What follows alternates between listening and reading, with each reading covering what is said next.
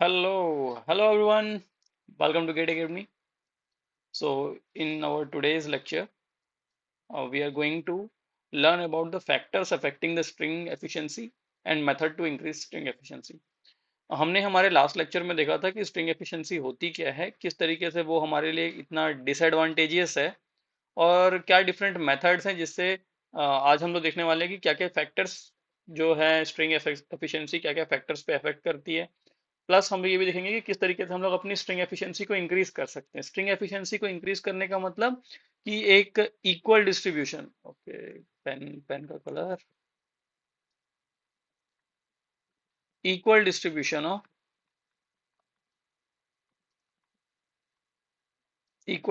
Of voltage across disc insulator. ठीक है, इसका मोटा मोटा यही मतलब अपना बनता है। अगर हमारी स्ट्रिंग एफिशिएंसी इंक्रीज होती है तो उतना अच्छा, उतना इक्वली, उतना यूनिफॉर्मली हमारा क्या होगा, वोल्टेज डिस्ट्रीब्यूट होगा अपने स्ट्रिंग इंसुलेटर के क्रॉस, और उसके क्या फायदे मिलेंगे वो भी हम लोग आज देखेंगे। ठीक है, अगर वो प्रॉपरली कहना चाहिए कि यूनिफॉर्मली डिस्ट्रीब्यूट नहीं होता है तो कोई ना कोई एक कंडक्टर, कोई ना कोई एक इंसुलेटर के ऊपर ज्यादा प्रेशर आता है ना, वो ज्यादा वोल्टेज स्ट्रेस में रहता है, ज्यादा स्ट्रेस में रहता है और इवेंचुअली वो क्या करता है, ब्रेक डाउन हो जाता है उसका, है ना, फ्लैश ओवर होता है। तो वो सब चीज़ें हम लोग को अवॉइड करनी है ना। तो सब चीज़ों को हम लोग आज आज के लेक्चर में कवर करेंगे। But before starting today's lecture, मैं आपको एक बहुत इंपॉर्टेंट इन्फॉर्मेशन ये दे दूं कि GateAcademy.co.in का जो हमारी वेबसाइट थी, वो अभी due to some reasons that website is down.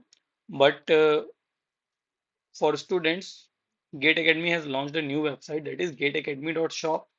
जो आप लोग वहाँ GateAcademy.co.in में जो भी चीज़ों का एक्सेस कर पा रहे थे, वो सभी चीज़ें आप GateAcademy.shop में अब जाके एक्सेस कर सकते हैं। जो भी आपके कोर्सेज के रिलेटेड चीज़ें हैं, चाहे आपकी टेस्ट सीरीज हो गई, सब चीज़ें आप यहाँ पे आकर के हमारे new website that is GateAcademy.shop में जाकर के चीज़ों को एक्सप्लोर कर सकते हैं। ठीक है, आगे चलते हैं। और कुछ हमारे डिफरेंट कोर्सेज हैं जो कि अभी गेट एकेडमी के प्लेटफॉर्म पे, गेट एकेडमी के ऐप में रन कर रहे हैं, मतलब चल रहे हैं, ऑनगोइंग है। तो आप उन पे एनरोल कर सकते हैं। क्या क्या कोर्स है हमारे पास, that is all state AE exam, बहुत ही इंपॉर्टेंट। आप किसी भी AE एग्जाम्स की प्रिपरेशन कर रहे हो या आप PSUs की प्रिपरेशन कर रहे हो, तो आपके लिए ये बहुत ही अच्छा, बहुत ही इंपॉर्टेंट कोर्स है, जिसके अंदर कि आपका टेक्निकल, नॉन टेक्निकल सभी पार्ट यहाँ पे कंप्लीट कराया जाएगा at a price of only 777 rupees.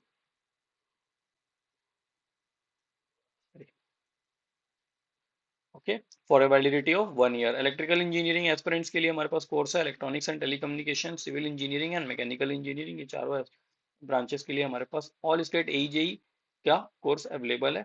आप ऐप में जा करके वहाँ पे चीज़ों को एक्सप्लोर कर सकते हैं। सिमिलरली आप भी रिसेंटली अब देखा जाए तो कल की डेट पे 30 तारीख को हमारा जो SSC जेई का नोटिफिकेशन था, वो नोटिफिकेशन भी रिलीज हो चुका है ना। और टेंटेटिव जो डेट हमको प्रोवाइड किया गया था, that is at the end of the October, वही डेट अभी भी रखा गया है। और अक्टूबर के एंड में आपका CBT 1 का एग्जाम और जैन और फेब के अराउंड आपका CBT 2 का एग्जाम होने वाला है।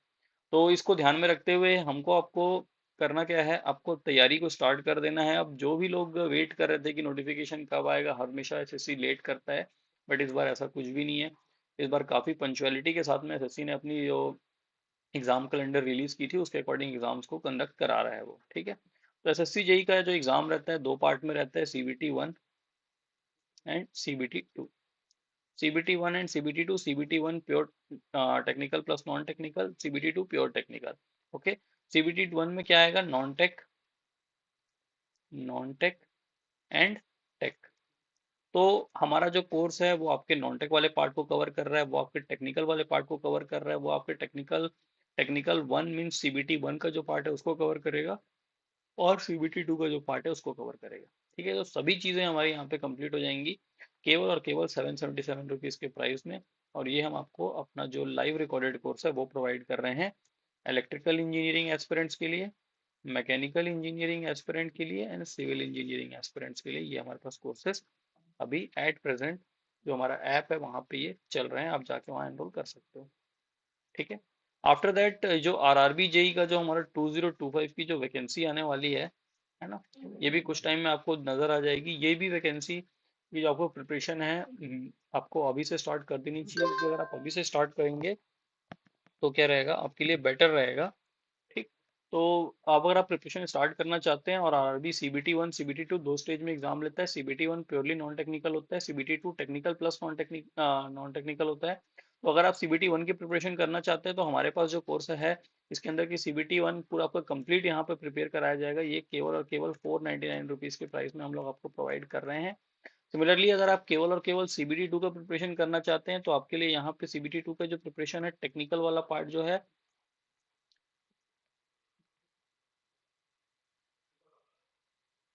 सॉरी, टेक्निकल वाला पार्ट जो है ये आपको यहाँ पे कंप्लीट कराया जाएगा at a price of only 499 rupees. But अगर आपको चाहिए complete preparation, complete guidance for CBT 1 plus CBT 2 exam, और आरआरबी का जैसा एग्जाम का पैटर्न है उसके अकॉर्डिंग आपको एक अलग तरीके से, अलग अप्रोच के साथ में प्रिपरेशन करनी होगी बाकी एग्जाम्स के। थोड़ा सा डिफरेंट है, different in the sense, different इस सेंस में नहीं है कि एग्जाम में चीज़ें अलग आती है, कोर्स अलग आता है, सिलेबस अलग है, सभी चीज़ें सेम है, बट एग्जाम में क्वेश्चन पूछने का तरीका अलग है। तो ये जो हमारे पास कोर्सेज हैं, ये इलेक्ट्रिकल इंजीनियरिंग के लिए है, इलेक्ट्रॉनिक्स एंड टेलीकम्युनिकेशन के लिए, सिविल इंजीनियरिंग, मैकेनिकल इंजीनियरिंग, ये चारों ब्रांचेस के लिए हमारे पास एक well design exam oriented course available है। आप जाके हमारे ऐप से उसमें एनरोल कर सकते हैं। फर्दर मैं आपको बताना चाहूंगा कि एसएससी जेई की जो हमारी एसएससी जेई की जो हमारा 2025 का जो एग्जाम होने वाला है, मैंने आपको बताया अक्टूबर के एंड में होना है। तो आपको अगर उसमें बहुत ज़्यादा एक्सेल करना है, बहुत सीबीटी 1 में काफ़ी ज़्यादा मार्क्स लाने हैं, तो आपके लिए मोस्ट इंपॉर्टेंट पार्ट रहेगा आपका रीजनिंग का part. General intelligence and reasoning वाला पार्ट है। तो रीजनिंग वाला जो पार्ट है इसके अंदर आपको जो रहती हैं चीज़ें वो ऐसी हैं कुछ, कि अपना जो पेपर अभी तक आता था, अभी तक आया हुआ है, उस टाइप की जो क्वेश्चंस रहते हैं वही बार बार रिपीट होते हैं इसमें, ठीक है। तो आपको इसमें तैयारी करनी है, और आपको इसमें 45 प्लस मार्क्स, 45 48 नंबर आपको अगर स्कोर करना है तो आपको करना होगा इसमें पीवाईक्यूज की प्रैक्टिस। तो गेट एकेडमी ने आपके लिए ई बुक लॉन्च किया हुआ है at a price of only 222 rupees plus GST. बहुत नॉमिनल सी जीएसटी इसके ऊपर लगने वाली है ना। तो पीवाईक्यूज हम लोग ने लॉन्च किया हुआ है जिसके अंदर जनरल इंटेलिजेंस एंड रीजनिंग के जो हमारे क्वेश्चंस आए हुए हैं 2010 से लेकर 2024 तक, उन सभी चीज़ों को यहाँ पे इनकॉर्पोरेट किया गया है। और एक बहुत ही एरर फ्री और काफ़ी अच्छा एक हम लोग ने ई बुक डिज़ाइन किया है। तो आप इसको जाके हमारे ऐप से या gateacademy.shop से आप जाके यहाँ पे एनरोल कर सकते हैं, बाई कर सकते हैं। सिमिलरली जो हम लोगों को, जब भी हम एग्ज़ाम की प्रिपरेशन करते हैं तो हमको पीवाईक्यूज़ की ज़रूरत पड़ती है, बिकॉज पीवाईक्यूज़ के हेल्प से हम लोग ये जान पाते हैं कि आपके एग्ज़ाम का पैटर्न क्या होने वाला है, एग्ज़ाम का लेवल क्या होने वाला है, किस टाइप के क्वेश्चंस आपके एग्जाम में पूछे जाते हैं। और अराउंड 40-45% जो क्वेश्चन रहते हैं वो लगभग पीवाईक्यू से ही आ जाते हैं। मतलब सेम टू सेम नहीं, एग्जैक्ट नहीं, बट सेम कॉन्सेप्ट पे, सेम चीज़ों पे आपके वहाँ क्वेश्चन बनेंगे। तो पीवाईक्यू बहुत ही इंपॉर्टेंट है आपके लिए, है ना। तो गेट एकेडमी ने अपना one of a kind subject wise, year wise जो ई बुक है वो लॉन्च किया है हम लोगों ने। That is subject wise and year wise also. Subject wise, year wise जो ई बुक है ये हम लोग ने लॉन्च की हुई है। ये इसका प्राइस भी बहुत ही कम, that is 222 rupees plus GST रखा है। और इसके अंदर सीबीटी 1 में पूछे गए जितने भी हमारे अभी तक के एग्जाम्स हुए हैं 2007 से लेकर 2024 तक, ये सभी के सभी यहाँ पे इनकॉर्पोरेट किए गए हैं। और एक काफ़ी अच्छा ई बुक आप लोग के लिए ये प्रोवाइड किया जा रहा है, जो भी जो कि आपके एग्जाम में बहुत आपकी हेल्प करने वाला है। तो इसको भी आप जाके गेट एकेडमी के ऐप से या gateacademy.shop की वेबसाइट से आप जाकर के यहाँ पे एनरोल कर सकते हैं। यूपीपीसीएल जेई की एग्जाम की जो वैकेंसीज है टेंटेटिव है, कुछ समय में आने वाली हैं। तो अगर आप यूपीपीसीएल जेई एग्जाम की तैयारी करना चाहते हैं तो हमारे पास गेट एकेडमी के साथ अपनी एग्जाम की तैयारी को स्टार्ट कर सकते हैं at price of only 999 rupees including GST for validity of 1 year. Okay, so these were the different courses, and many more courses are ongoing on our Gate Academy website. You can visit the website and you can visit the app and look after it. Okay. Okay. So let's start our today's lecture, in which we are going to start from our topic, that is factors affecting string efficiency and methods of improving string efficiency. Let's start with the topic importance of string efficiency. Why is string efficiency important?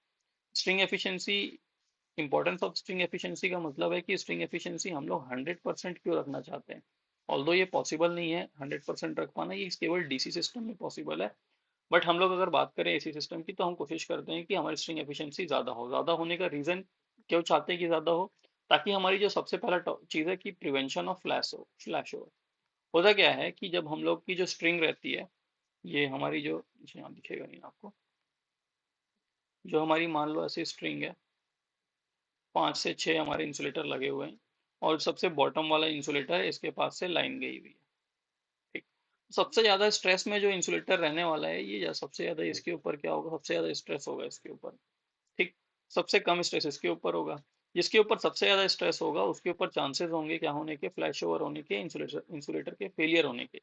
Because क्यों? क्योंकि भाई सभी बने हुए हैं 11 केवी पे work करने के लिए, बट आपके जो सबसे नियरेस्ट जो इंसुलेटर है उसके ऊपर 11 केवी से ज्यादा का लोड आप इसके ऊपर प्रोवाइड कर रहे हो, है ना। आप इसके ऊपर मोर देन 11 केवी का स्ट्रेस इसके ऊपर आ रहा है, जो कि ये कुछ समय तक की मोमेंटरीली इसको ये क्या कर सकता है, झेल सकता है, बट बहुत फॉर ए लॉन्गर ड्यूरेशन ये इस चीज को ज्यादा देर तक सस्टेन नहीं कर पाएगा। तो वो जब सस्टेन नहीं कर पाएगा तो क्या होगा, तो आपको देखने को मिलेगा क्या, फ्लैश ओवर या इंसुलेशन फेलियर जिसको हम लोग कहते हैं। तो uneven voltage distribution can cause excessive stress on certain disk leading to flashover or insulation failure। तो uneven distribution ना हो तो उसके लिए क्या होना चाहिए, हमारी स्प्रिंग एफिशिएंसी ज्यादा होगी, this means that uneven distribution क्या है, कम है। ठीक। Next is increased insulator life. तो इंसुलेटर की लाइफ इंक्रीज हो जाएगी, क्यों इंक्रीज हो जाएगी, देखो क्योंकि जो चीज ज्यादा स्ट्रेस में होगा, ठीक है, जो हमारा डिस्क ज्यादा स्ट्रेस में होगा वो क्या होगा, उसका वो ज्यादा चांसेस है that is that insulator is more likely to be damaged as compare to the one which is not under that stress. ठीक है, या जिस जो कि उस जो अपनी स्ट्रेस की लिमिट है उसके विद इन है, उसके अंदर है, तो उस पर इशू ज्यादा प्रॉब्लम नहीं आने वाला है ना। बट जिसके ऊपर उसकी जरूरत से ज्यादा उसकी कहना चाहिए कैपेसिटी के से ज्यादा उससे ज्यादा आप उसके ऊपर स्ट्रेस डाल रहे हो, तो उसको डेफिनेटली क्या होगा उसमें, उसके अंदर आपको क्या देखने को मिलेगा, फ्लैश ओवर देखने को मिलेगा। और जैसे ही फ्लैश ओवर हुआ या इंसुलेशन फेलियर हुआ, दिस मीन्स दैट आपको इंसुलेटर की लाइफ क्या होगी, खत्म हो गई वहीं पे। तो अगर आप यूनिफॉर्मली डिस्ट्रीब्यूट करोगे अपने वोल्टेज को अक्रॉस द डिस्क, तो वो क्या करेंगे, ज़्यादा इंसुलेशन की जो लाइफ है वो ज़्यादा बढ़ेगी, है ना। तो ये एक एस्पेक्ट है यहाँ पे। फिर अगर आपकी इंसुलेटर की लाइफ इंक्रीज हो रही है, इसका मतलब कि आपका क्या हो रहा है, फ्लैश ओवर कम हो रहा है। आपका फ्लैश ओवर कम हो रहा है मीन्स आपके फॉल्ट्स कम हो रहे हैं। सिस्टम जो फॉल्ट डिटेक्ट करता है वो क्या होंगे, फॉल्ट कम होंगे, otherwise line to ground fault हो जाएगा, है ना, लाइन टू लाइन फॉल्ट हो सकता है। तो फॉल्ट कम होंगे, फॉल्ट कम होगा अगर, तो क्या चीज बढ़ेगी आपकी भाई, आपकी रिलायबिलिटी बढ़ेगी। आपकी रिलायबिलिटी क्या हो जाएगी, इंक्रीज हो जाएगी। तो high string efficiency ensures stable operation of power transmission line. तो स्टेबल ऑपरेशन आपको देखने को मिलेगा, आपको रिलायबिलिटी आपकी यहाँ पे सिस्टम की बढ़ जाएगी। ठीक। नेक्स्ट थिंग इज दैट अगर आपकी फॉल्ट कम हो रहे हैं, दिस मीन्स दैट आपकी रिलायबिलिटी बढ़ रही है। इसका मतलब है कि आपका इंसुलेशन का फेलियर कम हो रहा है, तभी तो फॉल्ट कम हो रहा है ना। तो इंसुलेशन का फेलियर कम हो रहा है मीन्स इंसुलेशन का रिप्लेसमेंट, इंसुलेशन की मेंटेनेंस, इसका भी क्या होगा, कॉस्ट कम होगा।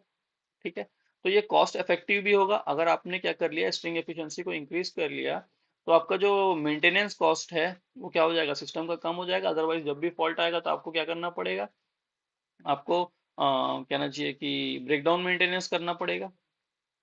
ठीक। बहुत से टाइप के मेंटेनेंस होते हैं, उसमें से एक होता है हमारा ब्रेकडाउन मेंटेनेंस। ब्रेकडाउन मेंटेनेंस का मतलब है कि कोई आपका एसेट था, कोई आपका इंस्ट्रूमेंट था जो क्या हो गया, खराब हो गया, और आप उसको खराब होने के बाद ले जाके ठीक करा रहे हैं।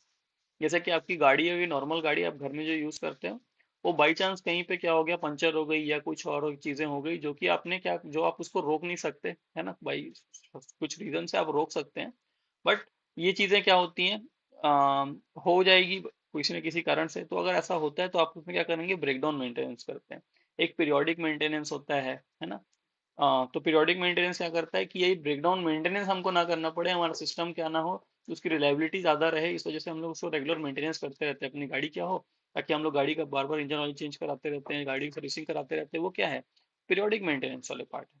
ठीक है, तो ब्रेकडाउन मेंटेनेंस होगा, तो ब्रेकडाउन मेंटेनेंस बार बार होगा, तो उसका जो आपका कॉस्ट है वो क्या होगा, इंक्रीज होगा। प्लस जब भी आपका मेंटेनेंस होगा, दिस मीन्स दैट आपको इंसुलेटर को क्या करना पड़ेगा, रिप्लेस करना पड़ेगा, तो आपके इंसुलेशन इंसुलेटर का भी कॉस्ट उसके अंदर ऐड हो रहा है। ठीक। बट अगर आपकी स्ट्रिंग एफिशिएंसी अच्छी रहेगी, दिस मीन्स दैट आपका वोल्टेज डिस्ट्रीब्यूशन इक्वल रहेगा, इवन रहेगा, तो क्या होगा, ये प्रॉब्लम्स आपके कम होने वाले हैं। तो इस वजह से हमारी जो स्ट्रिंग एफिशिएंसी है उसका ज़्यादा होना इंपॉर्टेंट है। ठीक है, स्ट्रिंग एफिशिएंसी अपनी ज़्यादा होनी चाहिए। Now what are the factors affecting the string efficiency, कौन कौन से फैक्टर्स हैं जो हमारे स्ट्रिंग एफिशिएंसी को अफेक्ट करते हैं। तो हम लोगों ने जब लास्ट टाइम बनाया था अपना जो जो कैपेसिटेंस, जो हम लोग ने दो मेटेलिक पिन के बीच का जो इंसुलेटर था वो हमारे क्या कर रहा था, एज ए कैपेसिटर काम कर रहा था, लिंक। फिर जो हमारी टावर्स थी, वो टावर्स और मेटेलिक लिंक के बीच में भी क्या कर रहा था, एक कैपेसिटेंस की जैसा एक्ट कर रहा था, है ना। तो ये डिफरेंट कैपेसिटेंस है। तो कैपेसिटेंस टू ग्राउंड, जो each insulator has a capacity to nearby structure. तो ये जो कैपेसिटर है हमारा, जो इसके और पोल के बीच में है, वो हमारा क्या है, जो अगर ज्यादा होता है, अगर ये ऑकर भी होता है, तो अनइवन वोल्टेज डिस्ट्रीब्यूशन आपको इसी की वजह से देखने को मिलता है। ठीक है। तो पहला चीज आपका क्या है, आपको कोशिश करना है कि कैपेसिटेंस टू ग्राउंड या ग्राउंड कैपेसिटेंस को आपको क्या करना है, रिड्यूस करना है, कम करना है, एलिमिनेट करना है। देन जो जो मेटल की डिस्क होती है, सॉरी, जो पोर्सिलिन की डिस्क होती है, उसके ऊपर और उसके नीचे क्या रहते हैं, मेटल के लिंक्स लगे रहते हैं। ये मेटल के लिंक्स भी क्या काम करते हैं, एज अ कंडक्टिंग प्लेट काम करते हैं, और इस कंडक्टिंग प्लेट के बीच में क्या है, एक इंसुलेशन है। तो ये किस तरीके से बिहेव करता है, ये बिहेव करता है एज ए कैपेसिटर। तो ये हमारा इंटर डिस्क कैपेसिटर यही है। तो इंटर डिस्क कैपेसिटर भी क्या है, voltage is shared among the disc due to their capacitance to each other. इन दोनों के बीच में जो कैपेसिटेंस होता है, उसकी वजह से क्या होता है, जो वोल्टेज होती है उसके अक्रॉस जो वोल्टेज होता है वो शेयरिंग होती है। ठीक। Next is leakage current. तो लीकेज करंट जो फ्लो होती है सरफेस के ऊपर से, वो भी क्या करती है, हमारे जो वोल्टेज डिस्ट्रीब्यूशन को वो क्या करता है, हैम्पर करता है। उसको भी क्या करता है वो, क्या करना चाहिए कि अ, उसको प्रॉपरली इवनली डिस्ट्रीब्यूट नहीं होने देता है। Next is environmental condition, that is pollution, humidity, dust, increase surface leakage. पांच, फर्दर लोअर एफिशिएंसी। तो जो हमारा जो इंसुलेटर की डिस्क है, वो डिस्क के ऊपर, जो डिस्क का जो ऊपर बॉडी है, उसके ऊपर क्या होता है, ड्यू टू कोई आप ऐसे किसी रीजन में हो, इंडस्ट्रियल एरिया में हो, जहाँ पे बहुत ज़्यादा पॉल्यूशन होता है ना, जो एयर के अंदर बहुत स्मोक है, स्मोक के अंदर बहुत सारे डस्ट पार्टिकल्स हैं, वो सब क्या हो जाएंगे इसके ऊपर, बहुत सारे क्या हो जाते हैं, by the process of sedimentation, या मतलब रखे रखे इसके ऊपर बहुत सारे जो डस्ट पार्टिकल्स है वो जमा हो जाते हैं, और फिर वो डस्ट पार्टिकल्स क्या कर सकते हैं, खुद में एक लिंक बना सकते हैं, और आपका फेलियर ऑकर करवा सकते हैं, फेलियर हो सकता है आपका। ठीक है। तो these are the factors which affect string efficiency. Now most important thing, that is methods to increase string efficiency. हम लोग क्या क्या डिफरेंट मेथड यूज कर सकते हैं स्ट्रिंग एफिशिएंसी को इंक्रीज करने के लिए। तो हमारे पास तीन मेथड्स हैं। हम लोग इन तीन मेथड्स के थ्रू क्या कर सकते हैं, अपनी स्ट्रिंग एफिशिएंसी को इंक्रीज कर सकते हैं। पहला है by using longer cross arm. Cross arm का मतलब क्या होता है, ये मेरा टावर है, ये मेरा टावर है, ये टावर के अक्रॉस क्या है, ऐसा हमारा एक आर्म निकला रहता है। इस आर्म के ऊपर क्या रहती है हमारी, जो डिस्क ऐसे लटके रहते हैं, और इसके ऊपर कंडक्टर जाता है। तो ये जो पार्ट है हमारा, यही क्या होता है, इसको हम लोग क्या कहते हैं, क्रॉस आर्म कहते हैं। This is called cross arm. ठीक है। तो अगर आपका ये क्रॉस आर्म ज्यादा लंबा होगा, तो क्या फायदा आपको देखने को मिलेगा। तो देखिए, जो स्ट्रिंग एफिशिएंसी है, हम लोग ने जो फॉर्मूला पढ़ा था, तो वहां पे हम लोग ने एक फैक्टर देखा था के। ठीक है। ये जो के स्ट्रिंग एफिशिएंसी होती है, ये होता है हमारा shunt capacitance upon mutual capacitance. Mutual capacitance means inter disc capacitance, shunt capacitance means capacitance between this disc insulator and the structure. तो ये शंट कैपेसिटेंस को अगर हम लोग को क्या करना है, अगर हम लोग को के को रिड्यूस करना है, बिकॉज के एक इंपॉर्टेंट फैक्टर प्ले करता है। If you want to reduce the K, we have to reduce the value of shunt capacitance, and the value of shunt capacitance can be reduced by increasing the distance between the metallic structure and the disc insulator. Okay. तो ये the lesser the value of के, greater the string efficiency. जितना ज्यादा कम होगा आपकी के की value, उतनी ज्यादा आपकी क्या होगी, स्ट्रिंग एफिशिएंसी ज्यादा होगी। तो अगर आप के की वैल्यू कम है, तो आपकी जो एफिशिएंसी है वो क्या हो जाएगी, इंक्रीज हो जाएगी। और आपको के की वैल्यू को कम कैसे कर सकते हो आप, के की वैल्यू कम कर सकते हो आप by reducing the shunt capacitance. Shunt capacitance reduce करने का आपके पास तरीका क्या है, कि आप क्रॉस आर्म का जो है डिस्टेंस वो इंक्रीज कर दीजिए। क्रॉस आर्म को अगर आप डिस्टेंस इंक्रीज कर देंगे, आपके जो कैपेसिटेंस बन रहा था आपके डिस्क इंसुलेटर के और आपके मेटालिक बॉडी के बीच में, वो क्या हो जाएगा, तो उसकी वैल्यू कम हो जाएगी। बट इसके बाद एक दिक्कत क्या है, कि जैसे जैसे आपका क्रॉस आर्म बड़ा होता जाएगा, वैसे वैसे आपको जो आपका टावर है उसको ज़्यादा मैकेनिकल स्ट्रेंथ प्रोवाइड करनी पड़ेगी। और क्योंकि मैकेनिकल स्ट्रेंथ आपको इंक्रीज करना है, तो टावर का कॉस्ट भी क्या हो जाएगा, ऑटोमेटिकली इंक्रीज हो जाएगा। तो हम लोग एक बीच का रास्ता ढूंढते हैं, जहाँ पे हम लोग क्या कर सकें, कि हमारा बहुत ज़्यादा कॉस्ट भी इंक्रीज ना हो, हम लोग अपना बहुत ज़्यादा लंबा क्रॉस आर्म भी यूज़ ना नहीं करते हैं, और थोड़ा सा हम लोग कॉम्प्रोमाइज़ करते हैं on string efficiency. String efficiency थोड़ी कम हो जाती है हमारी, क्योंकि हम लोग 100% तो अचीव नहीं कर सकते, और इकोनॉमिकली वो हमारे लिए फिजिबल भी नहीं है। ठीक है। तो वही सब चीज़ें जो मैंने आपको यहाँ पे बताई है, वही चीज़ें यहाँ पे लिखी हुई हैं। In order to reduce shunt capacitance, अगर आपको शंट कैपेसिटेंस रिड्यूस करना है, the distance of the conductor from the tower must be increase. तो टावर और कंडक्टर के बीच का जो डिस्टेंस है वो इंक्रीज करना पड़ेगा। That is longer cross arm should be use, तो क्रॉस आर्म आपको लंबे यूज करने पड़ेंगे। However the limitation of cost and strength of tower do not allow the use of very long cross arm. वही मैंने आपको बताया कि आपका जो टावर का स्ट्रेंथ है वो आपको अलाउ नहीं करता, क्योंकि वही उस कॉस्ट और स्ट्रेंथ सब चीज़ों को आपको देख के चीज़ों को डिज़ाइन करना है, तो वो आपको अलाउ नहीं करता कि आप बहुत ज़्यादा लंबे क्रॉस आर्म का यूज़ करें। क्लियर है? तो फर्स्ट मेथड है by using longer cross arm. Second method is by grading the insulator. अब ग्रेडिंग द इंसुलेटर का मतलब क्या है कि हमको मालूम है यार कि जो ये हमारे इंसुलेटर्स लगते हैं, तो जो सबसे बॉटम मोस्ट कंडक्टर के पास वाला जो इंसुलेटर है इसके ऊपर मैक्सिमम स्ट्रेस होता है ना। इसके ऊपर मैक्सिमम स्ट्रेस होता है, सबसे ऊपर वाले के ऊपर मिनिमम होता है। तो हम क्यों ना ऐसा करें कि जो सबसे नीचे है, जो हमको मालूम है कि ये इंसुलेटर हमको कंडक्टर के पास लगाना है, इसकी मैं क्या करूं, इसको मैं अलग मटेरियल से और ज्यादा कैपेबल बनाऊं as compare to the one which is on top, इसमें क्योंकि कम की रिक्वायरमेंट है ना। तो in this method, insulator of different dimension are chosen that each has a different capacitance। तो हर किसी के पास अपना कैपेसिटेंस होना चाहिए। नीचे वाला जो अपना इंसुलेटर है वो क्या होगा, बड़ा होगा, ऊपर वाला इंसुलेटर होगा क्या होगा, छोटा होगा। The insulators are capacitance graded, that is they are assembled in such a way that the top unit has minimum capacitance increasing proportionally progressively at the bottom unit। तो ऊपर से जैसे जैसे आप नीचे बढ़ते जाएंगे तो आपका कैपेसिटेंस जो है वो क्या होते जाएगा, इंक्रीज होता जाएगा। ठीक है। Since voltage is inversely proportional to capacitance, this method tends to equalise the potential distribution across the units of the string. क्या कहने का मतलब है, ये देख लो, ये दो, ये तीन, ये चार बना देते हैं हम लोग। इसको नाम दे देते हैं क्या, इसको हम लोग नाम दे देते हैं डिस्क वन, ये डिस्क टू, ये डिस्क थ्री, ये डिस्क फोर। स्ट्रेस की अगर मैं बात करूं, जो वोल्टेज स्ट्रेस होगा सबसे ज्यादा D1 के क्रॉस होगा, फिर D2, फिर D3 और फिर D4। मैं क्या करूंगा, अपने कैपेसिटेंस को कुछ इस तरीके से डिजाइन करूंगा। अगर मैं कैपेसिटेंस की बात करूं तो इसके क्रॉस जो होने वाला कैपेसिटेंस C1, ये C2, ये C3, ये C4 की अगर मैं बात करूं, तो C1 के क्रॉस क्या होगा, सबसे ज्यादा कैपेसिटेंस, देन C2 के क्रॉस, देन C3 के क्रॉस, देन C4 के क्रॉस। ठीक है। ऐसा करने से क्या होता है, capacitance is inversely proportional to voltage, therefore जो इसके क्रॉस जो वोल्टेज लगना है V1, इसके क्रॉस जो वोल्टेज लगना है V2, इसके क्रॉस वोल्टेज V3 और इसके क्रॉस वोल्टेज V4।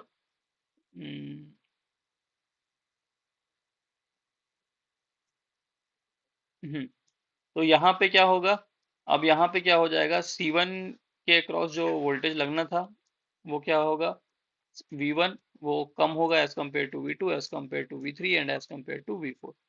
तो इस तरीके से क्या होता है, हम लोग अपने डायमेंशन को चेंज करके कैपेसिटर जो है, कैपेसिटेंस की वैल्यू को बदल करके हम लोग क्या कर लेते हैं, उसको एक इक्वलाइज करने की कोशिश करते हैं। ऑल्दो ये एकदम 100% नहीं हो पाता, बट एक अच्छा मेथड है। But at the same time इस मेथड को अडाप्ट करने से दिक्कत ये आती है कि पहले क्या था कि भाई हमारे पास एक साइज के n नंबर ऑफ इंसुलेटर्स थे, कोई भी खराब हुआ, कोई भी मैंने उठाया अपने स्टोर से और उसको मैंने लगा दिया। बट अब क्या होगा, आपको चेक करना पड़ेगा कि भाई कौन से नंबर का इंसुलेटर, कितना कैपेसिटेंस उसका था, कौन से पोजीशन पे लगता था, उसके अकॉर्डिंग आपको उसको ढूंढना पड़ेगा आपके इन्वेंट्री से, और फिर आप उसको क्या करेंगे, यूज कर पाएंगे। तो ये थोड़ा सा ज्यादा क्या हो जाएगा, जो आपका जो कॉस्ट है वो वहां पे इंक्रीज होगा। पहली बात तो कॉस्ट यहाँ इंक्रीज होगा कि आपको डिफरेंट डिफरेंट साइज का आपको इंसुलेटर्स बनाने हैं। सेकंड, आपको डिफरेंट डिफरेंट साइज के बहुत सारे इंसुलेटर्स को क्या करना है, प्रोक्योर करके रखे रहना है, कि because at the time of breakdown आपको उसको यूज करना है। बट सेम जो प्रॉब्लम था वो पहले वाले केस में नहीं थी, वहां पे क्या था, हम लोग सेम इंसुलेटर को यूज कर रहे थे बहुत सारे जगहों पे। ठीक। और लास्ट क्या है, by using guard ring. Guard ring का मतलब क्या, हम लोग क्या कर रहे हैं कि भाई आप, ये क्या है, ये हमारा स्टील का पोल है या लेटिस स्ट्रक्चर है, जैसा भी है। ठीक। यहाँ पे ये लटके हुए हैं हमारे, इनके बीच में कैपेसिटेंस बन रहा है, बन रहा है, बन रहा है। हम लोग क्या करेंगे, एक एक गार्ड रिंग यहाँ पे दौड़ा देंगे, जो क्या करेगा, यहाँ भी इनके इनके बीच में कैपेसिटेंस बनाएगा, और ये कैपेसिटेंस आपस में दूसरे को नलीफाई करेंगे। इस टाइप का हम लोग अरेंजमेंट प्रोवाइड करते हैं। ठीक है। The potential across each unit in string can be equalised by using a guard ring. Guard ring का हम लोग यूज करेंगे, which is a metal ring electrically connected to the conductor and surrounds the bottom insulator. तो ये conductor से हमारे connected रहता है और अपने बॉटम इंसुलेटर के आसपास में ऐसा रहता है। The guard ring introduces capacitance between metal fittings and the line conductor। तो ये लाइन कंडक्टर और उसके बीच में ये क्या कर रहा है, कैपेसिटेंस को इंट्रोड्यूस कर रहा है। और ये जो शंट कैपेसिटेंस है वो एक दूसरे के क्या करेंगे, इक्वल, ठीक है, मतलब एक दूसरे के इक्वल और अपोजिट रखने की कोशिश करेंगे, और कॉन्सिक्वेंटली क्योंकि वो एक दूसरे को नलीफाई करेंगे तो हमारे को क्या मिलेगा, यूनिफॉर्म पोटेंशियल डिस्ट्रीब्यूशन मिलेगा हमको हमारे इंसुलेटर्स के अक्रॉस। ठीक है, तो ये one of the best method है, सबसे ज़्यादा आजकल मतलब यही सबसे एफिशिएंट है, कॉस्ट एफिशिएंट भी है, और किसी भी प्रकार का इसके अंदर आपको अपने इंसुलेटर्स के डिस्क का साइज कुछ भी चेंज करने की रिक्वायरमेंट नहीं। ठीक है, सो ये था हमारा methods of reducing, methods of increasing string efficiency and reducing uneven distribution of voltage across the string insulators। clear? So I hope आप सभी को ये चीजें जो मैंने आपको अभी बताई है ये सब काफी अच्छे तरीके से समझ आ गई होगी। ठीक है, तो मिलते हैं हम लोग फिर नेक्स्ट लेक्चर में। नेक्स्ट लेक्चर में से आगे हम लोग जो कोरोना से रिलेटेड टॉपिक्स हैं कि कोरोना क्या है, किस तरीके से होता है, क्या क्या फैक्टर्स पे डिपेंड करता है, किस तरीके से हम उसको रिड्यूस कर सकते हैं, क्या क्या, और उसके एप्लीकेशंस क्या एडवांटेजेस हैं, क्या डिसएडवांटेजेस हैं, सब चीज़ों को हम लोग अपने नेक्स्ट लेक्चर में डिस्कस करने वाले हैं। But before concluding today's lecture, let me once again tell you और inform you that getacademy.shop is the our new website. Here you can go and find out the same contents which you were getting on getacademy.co.in। तो same चीज़ें, same हर चीज़ हम आपको यहाँ पे अपने नए website पे प्रोवाइड कर रहे हैं। तो कोई भी आपको डाउट हो, कोई भी इशू हो, तो आप कमेंट बॉक्स पे यहाँ पे मेंशन कर सकते हैं, गेट एकेडमी की टीम को कांटेक्ट कर सकते हैं, और आपके जो भी डाउट्स होंगे उनको वो सॉल्व कर देंगे। ठीक है, जाने से पहले मैं एक बार फिर से आपको एक बार जल्दी से ब्रीफ कर दूं कि हमारे पास क्या क्या डिफरेंट कोर्सेज हैं जो हमारे यहाँ पे अभी गेट एकेडमी के ऐप पे लाइव है। जो हमारे पास है ऑल स्टेट एई जेई का जो कोर्स है हमारा, जो कि आपके ऑल स्टेट सभी स्टेट के एई जेई एग्जाम्स में, इवन आपके जो एमपी का जो एग्जाम होने वाला है, MP distribution transmission, sorry MP transmission वाले में, वहाँ पे भी हेल्प करेगा, और पीएसयूज के अंदर भी वैकेंसी निकल रही है तो वहाँ पे भी हेल्प करेगा। और ये आपका जो technical non technical CBT1 CBT2 हर एक पार्ट को कंप्लीट करता है, हर एक पार्ट को कवर करता है काफ़ी एफिशिएंटली, और एक बहुत ही अच्छा डिज़ाइन कोर्स है आपके लिए। और ये आपको हम लोग केवल 777 रुपीज़ के प्राइस में प्रोवाइड कर रहे हैं with validity of 1 year for electrical engineering, electrical and electronics engineering aspirants, civil engineering and mechanical engineering students. Now moving further, that is SSC JE, जिसका सबसे ज़्यादा डिमांड है अभी भाई, क्योंकि अभी अभी वैकेंसीज आई है, अराउंड 1400 प्लस वैकेंसीज इसमें आया है। और ये जो एसएससी जेई का एग्ज़ाम है काफ़ी जल्दी होने वाला है, आपके पास करीबन नहीं तो 4 मंथ्स के ही एक क्रॉस है।